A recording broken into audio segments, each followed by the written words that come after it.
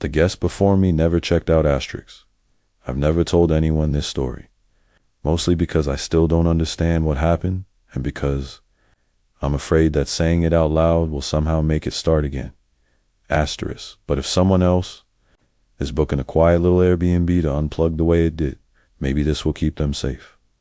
Asterisk. This happened last fall, in a small place called Pine Brook, Oregon, a sleepy logging town with one diner, one gas station, and more pine trees than people. I went there for work. I travel a lot installing specialized equipment for data centers, and almost always stay in Airbnbs because they feel cleaner and less depressing than cheap motels. Asterisk. This one looked perfect. Asterisk. A cozy, modern studio above, a detached garage behind the host's house, 5-star reviews, photos showing bright windows, warm wood walls, and a clean bed with white blankets. Asterisk. The host's name was Evan. His profile picture showed a guy in his 40s, flannel shirt, and hiking boots. The listing described him as quiet, respectful, and available if needed. That last part turned out to be a lie. 1. Check-in asterisk. I arrived around 6 p.m. The sun was low, washing everything in orange and shadow. The main house was a tall, dark green A-frame with a big pine tree growing right next to it. The guest unit was above the garage, pretty, with string lights hanging along the railing. Asterisk. The door was unlocked with the key on the kitchen counter. Warm yellow bulbs lit up the whole place. Someone had left the heater running, and it smelled faintly like pine and fabric softener. Asterisk. It felt nice, comfortable, safe, except for one thing. There was a laminated card on the tiny dining table. House rules: no smoking, no pets, don't open the closet at the end of the hall. Asterisk. Quiet hours, 10 p.m., 7 a.m. That third rule stood out immediately. I chuckled, thinking it was a joke. Asterisk. Maybe a water heater or cleaning supplies. I shrugged it off. By 10 p.m., I was in bed, full from a burger I'd grabbed from the diner. I slept pretty fast. Asterisk. Until around 3:12 a.m. when I woke up to footsteps. 2 footsteps above me. Asterisk. The studio was on the top floor of the garage. There shouldn't have been a floor above me. Asterisk. But the footsteps were unmistakable. Slow, heavy, walking across the ceiling. Asterisk. I held my breath, listening. 1 step, another. Asterisk. Then 2 more. Pacing back and forth. Asterisk. I sat upright, heart pounding, staring at the ceiling. Maybe I was dreaming. Maybe it was an animal on the roof. No, these weren't scratching or scampering. Asterisk. These were footsteps. Human weight, human rhythm. I grabbed my phone. 2% battery. Great.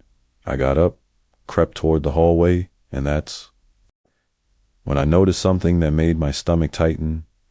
Asterisk. The closet door, the one the rules said not to open, was slightly ajar. Not open, just barely cracked. I knew for a fact it had been shut earlier. Asterisk. The faint smell drifted out from it. Not bad, but old, like dust and cold air.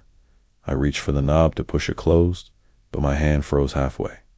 From inside the closet, I heard breathing, soft, slow. Asterisk. A human exhale. Just once. I stumbled back so fast, I almost tripped over the rug. I didn't close the door. I didn't even look at it again. I crawled back into bed and pulled a blanket over myself like I was 10 years old again. The footsteps overhead continued until dawn. 3. The host. Asterisk. In the morning, I walked to the main house to ask the host what the hell was going on. I knocked, no answer. Asterisk. But I saw movement through the front window. Someone walking past the hallway inside. Asterisk. Hello. I called Evan. Nothing. I knocked again. The movement inside stopped, like whoever was there had frozen. The house was silent. A heavy, suffocating kind of silent. I backed away slowly. Something felt deeply wrong, but I couldn't explain. It 4. Day 2, I tried to relax, went to work, stayed busy. By the time I returned, it was already sunset. Walking up the stairs to the Airbnb unit, I noticed something that made the hair on my arms rise. The closet door was now fully closed. I hadn't touched it last night. The heater was running again, but the air felt cold. The floorboards felt colder, like something had drained the warmth out of the room. I microwaved dinner, watched TV on my laptop, and told myself I just needed to sleep. But by midnight, I still felt wired. At 12:47 a.m., something touched the bedroom door from the other side. Not a knock, not a bang, a gentle, slow push, like someone was leaning on it. The wood creaked. I sat frozen on the bed. Then the doorknob turned once, twice, slowly. That soft breathing sound returned.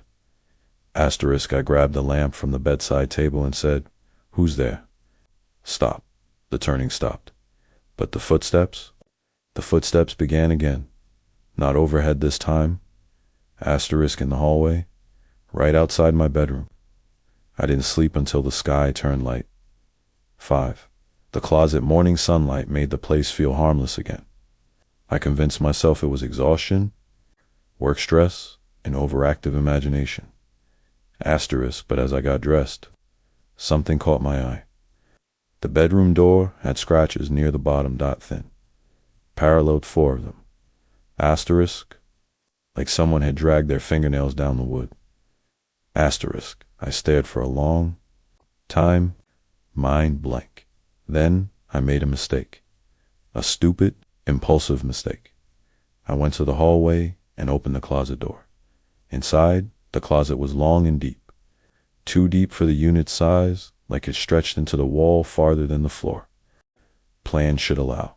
It was empty, except at the far back, there was a piece of tape stuck to the wall, a torn piece of masking tape that read, November guests, do not remove. My skin crawled. The Airbnb reviews I read didn't mention anyone disappearing. No missing persons. Nothing overtly creepy.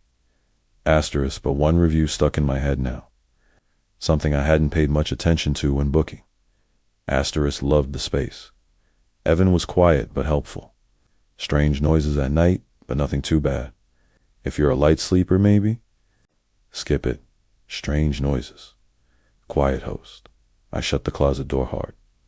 6. Checkout time, I tried to pack. I really did. I wanted to get out so badly. I was throwing clothes into my bag without folding them. But when I zipped my backpack and turned toward the door, the closet door had opened again. Just a crack. I hadn't heard it. I hadn't touched it. I stared at it, breathing shallowly.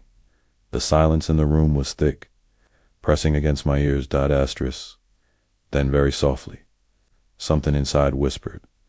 No words, just the soft sound of someone exhaling right next to your ear.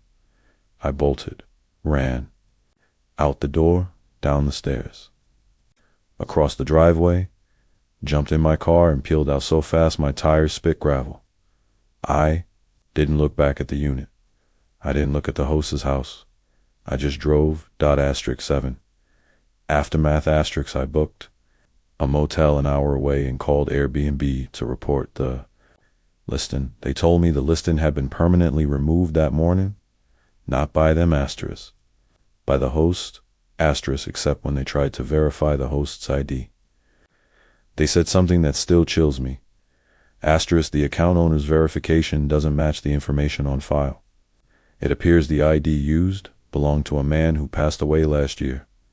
I froze. What do you mean, passed away? The support rep hesitated. Our system shows the verified ID belongs to Evan Hadley. Deceased October 2022. I couldn't hear anything after that. My ears rang, my chest tightened. Whoever I had been staying with. Whoever had responded to my booking. Asterisk whoever walked past that window, asterisk whoever lived in that house, wasn't Evan, or wasn't alive. Asterisk or wasn't human. I don't know. All I know is that 2 nights in that Airbnb felt like being in a room with someone who wasn't supposed to exist anymore. Asterisk someone still pacing, still breathing, still opening the closet door every night, waiting to see if the next guest would open it. 2, final line, sometimes I dream that closet door is cracked open again and someone inside is whispering for me to come back and finish what I started.